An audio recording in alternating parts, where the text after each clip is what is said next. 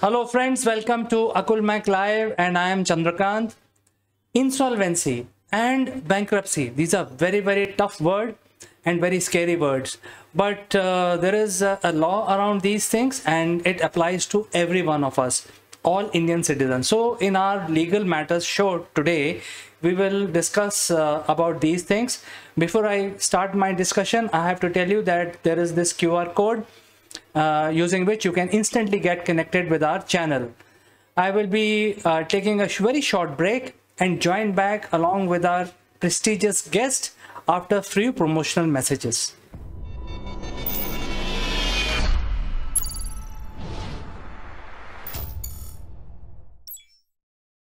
Friends, have you ever wondered that making a lasting impression online is similar to landing on the moon? If yes, we have a solution for you. Akul Mac Genius program will help you prepare for your upwards trajectory towards success in the digital world. Our program consists of 12 unique tailor-made sessions of 1 hour each spread over 6 weeks. Akul Mac Genius program provide you practical knowledge about how to optimally use online video platform with lights, action, camera as well as crash course in using virtual screens. The program also includes a session on the grooming and online etiquettes, which are important for running your online sessions and webinars. At the end of the program, our participants would be allowed to make their own videos, which will be published on a very popular business channel called Akul Mac Live. This will provide global recognition to all our participants. If you like what you hear, then using the link in the description below, join the program straight away or visit www.akulmac.com.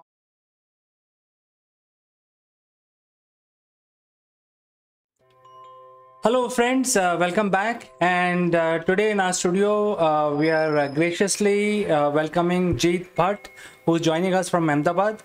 Welcome to the show, Jeet. Thank you. Thank you, Chandrakant, for having me on this show on legal matters. And yes, today we are going to discuss a very important topic on the Insolvency and Bankruptcy Code 2016. And yes, looking forward for today's discussion. I think it is important for us to understand this insolvency law because in the current session of Parliament, I think there are some amendments which are waiting to be approved. So as it is, we should know exactly what is the meaning of it, and I look forward towards you to explain to our viewers in detail.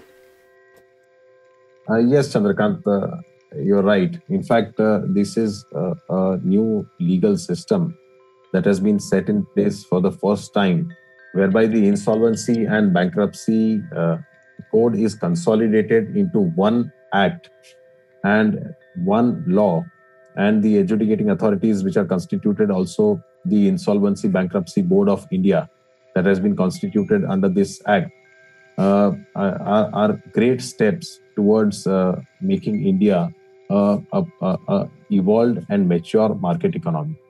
And insolvency laws, bankruptcy laws are very important because it wipes out the bad part of the economy. And the faster time-bound resolution of the procedure of insolvency and bankruptcy is absolutely essential for a thriving economy. And therefore, this is a great step ahead towards achieving that goal of becoming a matured free market economy. And the code which is enacted is based on the Bankruptcy Law Reforms Committee report, which was submitted by Dr. Vishwanathan in the year 2015, and based on which then this code has been enacted. And the committee studied the entire legal regime in India and came to the conclusion that the present legal system is not so much efficient or has not proved to be successful. And different laws are governing different aspects of insolvency and liquidation and bankruptcy processes. When the Companies Act of 1956 dealt with the provisions of liquidation for companies, then personal insolvency were dealt by 100 years old laws, namely the Provincial Insolvency Act of 1920 And also thereafter, in the year 1985, the Sikh Industrial Companies Act was formulated, which was dealing with Sikh companies. And also the experience had shown that the processes were quite slow, and the average year for completing the insolvency and bankruptcy process in India took more than 4 years, whereas the other developed countries like Singapore used to take around 10 months. Within 1 year, the entire process could be complete. Also, UK had a very successful bankruptcy system, which gets completed in 1 year. Also, US similarly, also the entire process gets completed within a period of 1 year, and that is very important because if the money is stuck in a bad company and the creditors are not able to recover, and the company is also not a going concern, then the best is to go through this insolvency and bankruptcy procedure and get it dissolved, and so that the entrepreneurs or the promoters or the management can get over that company and move ahead with different businesses. Otherwise, what happens? The management is also stuck until it gets over. If they are declared as willful defaulters, no capital, they are not able to generate any capital from anywhere. So therefore, it to an extent limits or restricts the entrepreneurship, which actually can develop in this country if a proper legal regime of insolvency and bankruptcy is constituted. So therefore, this is a very important step, and a comprehensive code has been developed and put into practice. But since it has been 5 years, it is evolving, and we are seeing gradually there have been a lot of amendments which are going on. In fact, every year there has been an amendment coming up in this act, and which originally started with 255 sections. Today has around 288 sections with several schedules, and with 6 to 7 amendments. So certainly the policy and the system is evolving in India, but the courts, the educating authorities, and the government is certainly attempting to create a very viable and comprehensive bankruptcy and insolvency laws in India. They are developing this, and that is a very welcome step. Now, I will just briefly give you the basic features of this code. The most important object of this code is to ensure that a company which is becoming insolvent is continued as a going concern, because that is very important, because a lot of people, a lot of capital, a lot of assets are involved, a lot of employees are working. So the first idea of the code and the object is to continue as a going concern despite of insolvency proceedings going on. And this is the first time that India and the legislatures have enacted this type of procedure, which is known as corporate insolvency resolution process, wherein the company is continued as a going concern, the management is taken over by the resolution professional, and it is run in consonance with the committee of creditors which is constituted. And therefore, this regime now shifts from the debtor in control regime, the earlier regime, which was under the Sikh Industrial Companies Act, to a creditor in control regime. And that is very important, because creditors who lend money and big consortiums, big financial creditors whose crores of rupees are involved, and the company is not in a position to pay them back, they get a say in running the company. And therefore, this is a very important shift in this insolvency regime. And what it does is it ensures that the company goes through as a going concern throughout this process of corporate insolvency resolution process, and which has to be completed by the resolution process professional within a period of 180 days, and which can be further extended to a period of another 90 days. But then it has to be completed within the period of 270 days.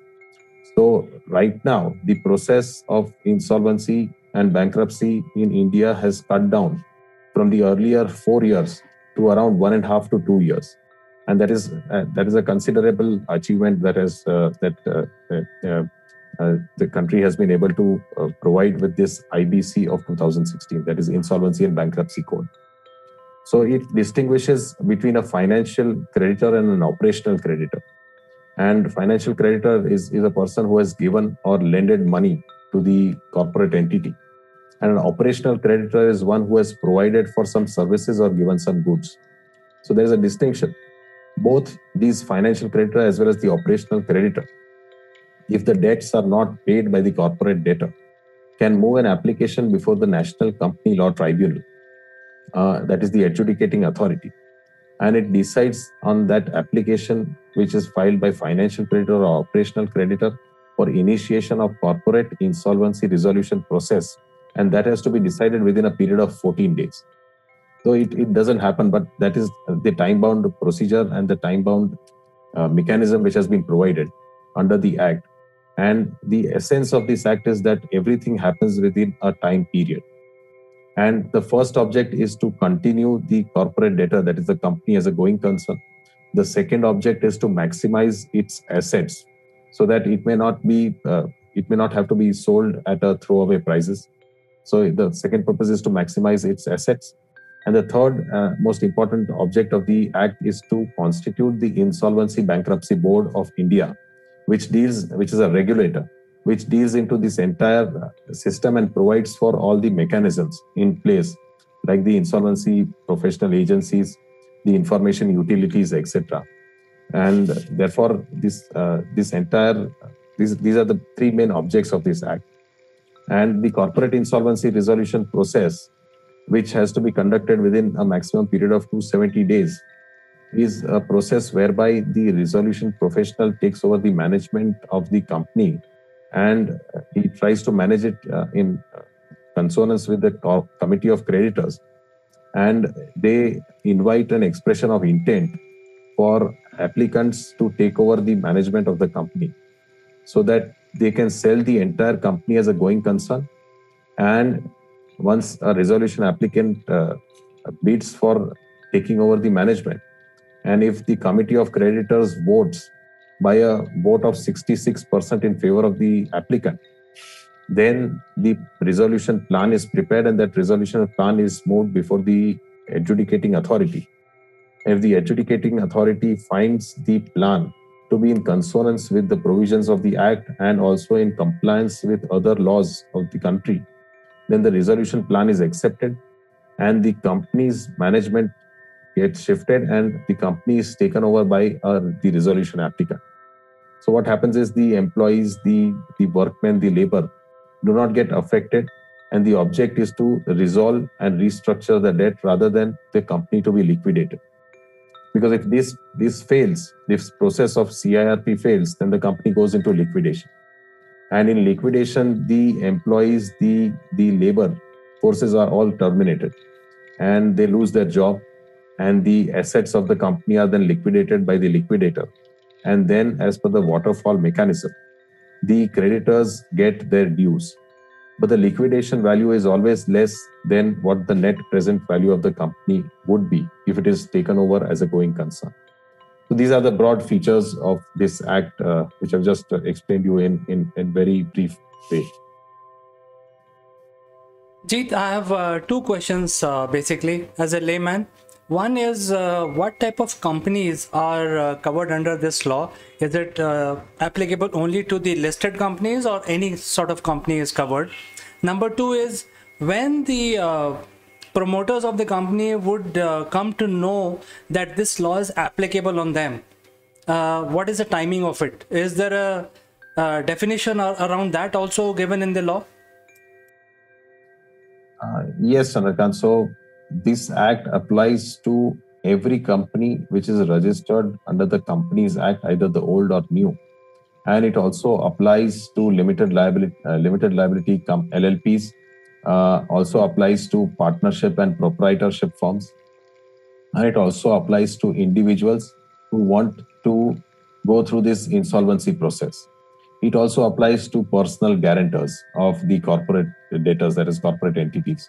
So it applies to, I would say, every person, because individuals are covered, partnership firms are covered, even proprietorship firms are covered, and so are the limited liability partnerships as well as the companies established under the Companies Act.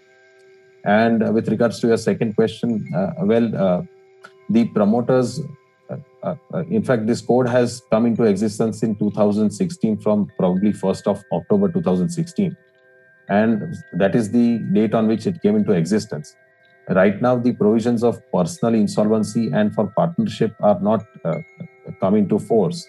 But there are provisions under the IBC and it will gradually come into existence, come into force. But right now, the code is completely applicable to all corporate entities, like the companies, LLPs, and also all companies registered under the old as well as the new Companies Act. I think this is a great information that you have given us today, especially around the insolvency. I think it is not very well understood in India, even though people have been in business for very long time. But since India is such a large country and a lot of establishments are mom and pop shop kind of establishments, they don't understand the implication of insolvency. I think you have done great justice by explaining this to our viewers. So viewers, I think if you have any question around insolvency, I think you can shoot it out to us and we can ask this question in the next episode from Jeet. Jeet, thank you so much for finding time and coming over to our show and explaining this very important, law. And I think it is undergoing some changes also during this session of Parliament, and we keep following this story as it happens. Definitely, Chandrakant. We will keep on following on this topic and on the new recent developments that come into place. Thank you very much, Jeet, and we will catch you next week in Legal Matters. Thank you very much, Chandrakant, for having me.